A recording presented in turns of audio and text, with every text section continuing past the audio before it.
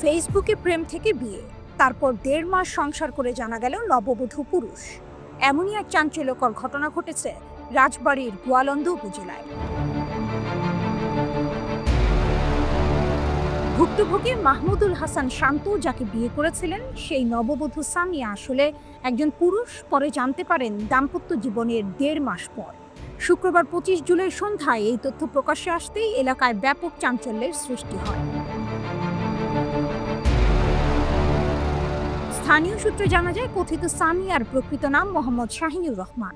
তিনি চট্টগ্রামের আমতলা ঈদগাহ বউবাজার এলাকার আবুল কাশেমের ছেলে। দীর্ঘদিন ফেসবুকে সামিয়া নামে একটি নারীর ছদ্মবেশে পরিচিতি গড়ে তোলেন শাহিনুর। পরবর্তীতে গত 7 জুন তিনি শান্তর বাড়িতে চলে আসেন।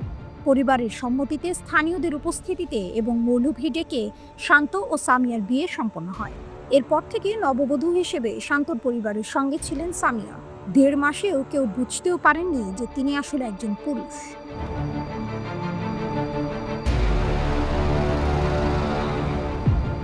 তবে সম্প্রতি তার কিছু আচরণ দেখে পরিবার ও শান্তর মনে সন্দেহ তৈরি হয়। শুক্রবার বিকেলে নিশ্চিত হওয়া যায় যে সামিয়া প্রকৃতপক্ষে পুরুষ। খবর ছড়িয়ে পড়তেই এলাকায় হইচই শুরু হয় এবং ঘটনাটি দ্রুত সামাজিক যোগাযোগ মাধ্যমে ভাইরাল হয়ে যায়।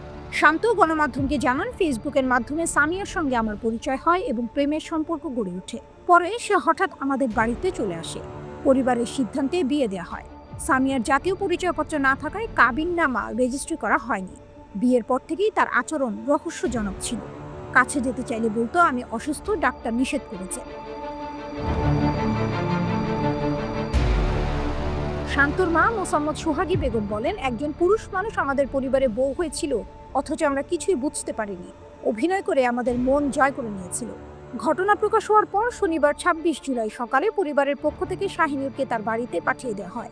এই বিষয়ে শাহিনুর রহমান ওরফে সামিয়া বলেন, আমি স্বীকার করি শান্তর সঙ্গে যা করেছি তা অন্যায়, কিন্তু আমার হরমোনজনিত সমস্যা রয়েছে। ছোটবেলা থেকেই আমি নিজেকে মেয়ে হিসেবে কল্পনা করি। মেয়েদের মতো পোশাক পরতে, সাজতে ভালো লাগে। এজন্যই এই জীবন বেছে নিয়েছিলাম।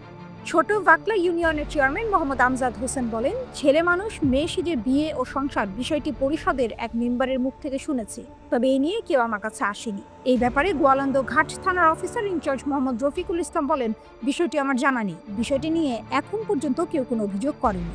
অভিযোগ পেলে তদন্ত সাপেক্ষে আইনগত ব্যবস্থা নেওয়া হবে।